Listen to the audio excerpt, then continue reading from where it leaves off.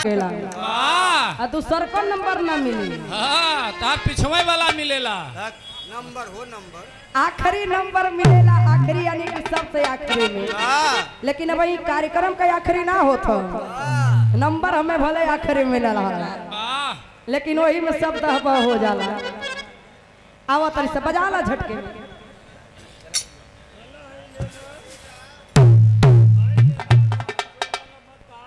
हाय लेला सब मजा आई हाँ तब मिली का नमवा नंबर का दी नमवा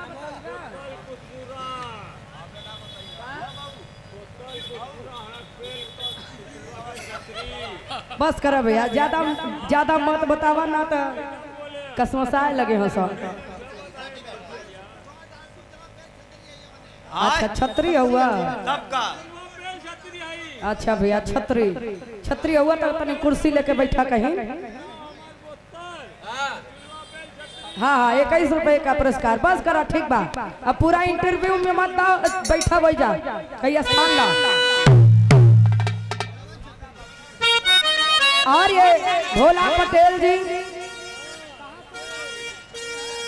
चिलबिला से 101 रुपए का पुरस्कार सुंदर पंखुड़ियों में गुथा हुआ पुष्पहार। तनी सब बाइक आप लोग साइड में करा और आप लोग इधर जगह तनी सब इधर आवा।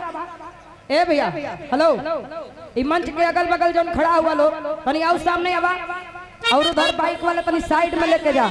आवे जाने कोई का प्रॉब्लम ना हो, जगह बहुत कम है। आओ में से झटके बजाला।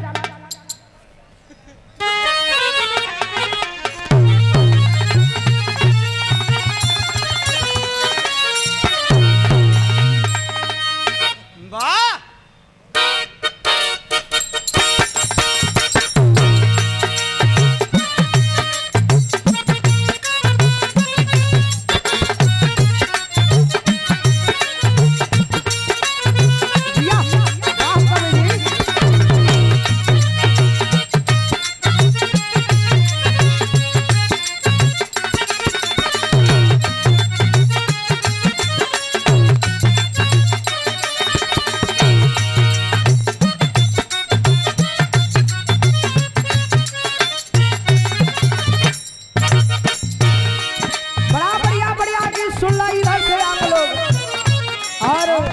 हमरे चंचल बहिनी की तरफ से बड़ा निमन निमन गीत सुन ला लोग, बड़ी बड़ी बात सुन ला।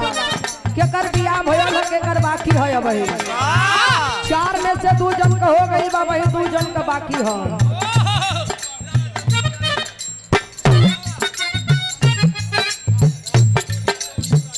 और ये राजकिशोर यादव नेताजी सुंदर पंखुड़ियों में गुथा हुआ पुष्पहार 101 रुपए का पुरस्कार। अरे भैया बस हो गया तोहार लोगन कहीं नमो लेवे में डर लगता है। 10 रुपए का पुरस्कार। बैठा उधर बैठा, देखा ही नंगे तेल के मत करे जा पे मत गिरा दी है। कना मेहरा रो अपना मारा से कहे काजी बड़ा खखुआइल दौड़ल आइली तनी कंट्रोल में रही। कहे का कहे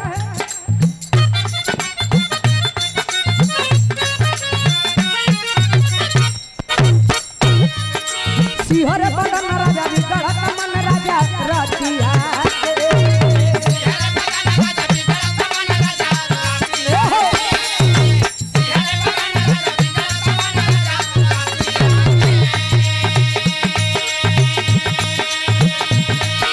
छन छन छन करे चूड़ी खन खन करे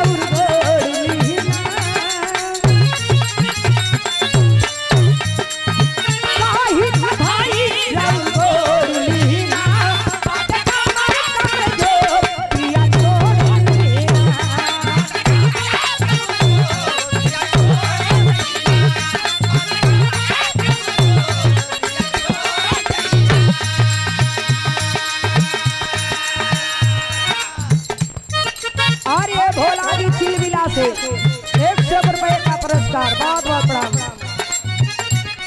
भोला पटेल जी चिलबिला से बहुत बहुत प्रणाम। ए जी सुनी ना नया भोल गाना माथे लौना नया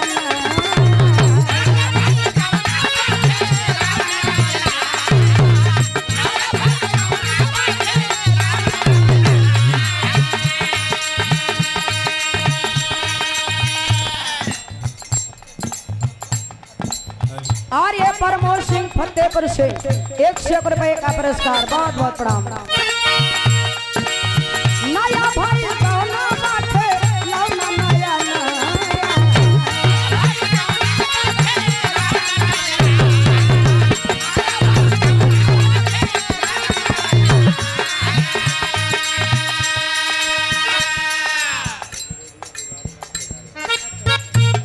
और ये बहुत ही सम्मानित रवि रेडियो दुबारी मऊ से सुंदर पंखुड़ियों में गुथा हुआ पुरस्कार, 100 रुपए का पुरस्कार। कलाकारों को बहुत सम्मान देते हैं और ऐसा कोई कलाकार नहीं होगा जिनसे फेसबुक आईडी से आप जुड़े नहीं होंगे।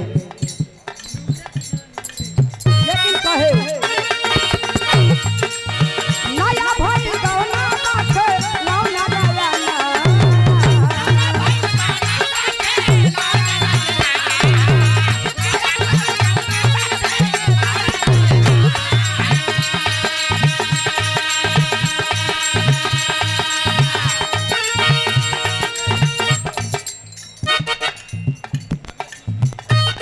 और ये रमेश मिस्त्री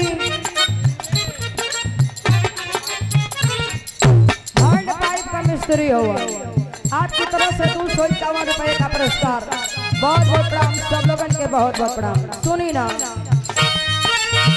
अपना में हर बेगानी कारी रहुआ का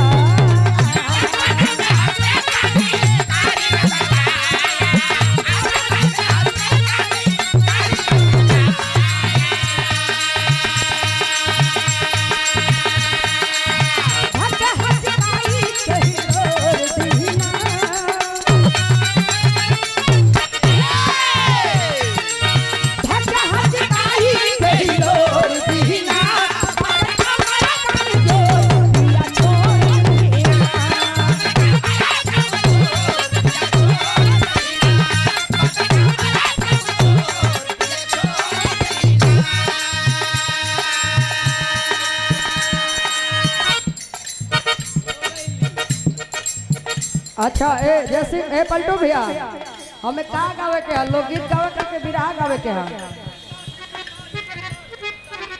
एक खितर कवन तो जगावे के है।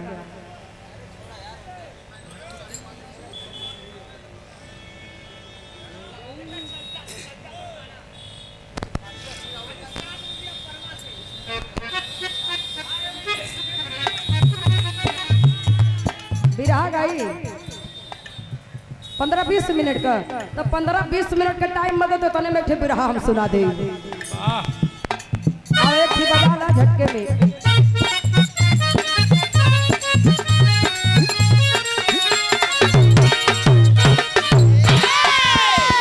तैयारी हो गए मर्दा बार बार बुलावे का हो करे जा का करो ताड़ो कहे सुनी थोड़ी देर और रुकी। तैयार हो के बाहर निकली तो कहली का कहली हो बहिनी पूरा डेकोरेट बलाम करिया ऊपर मिट बलाम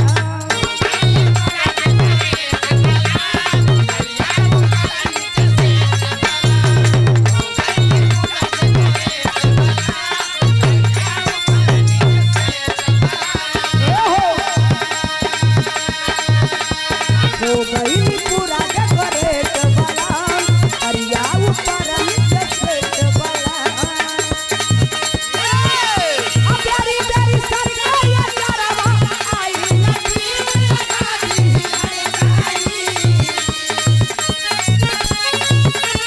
प्यारी प्यारी सरकारिया चारवा आई नदी लगा दी हर जाई सड़िया पे सड़िया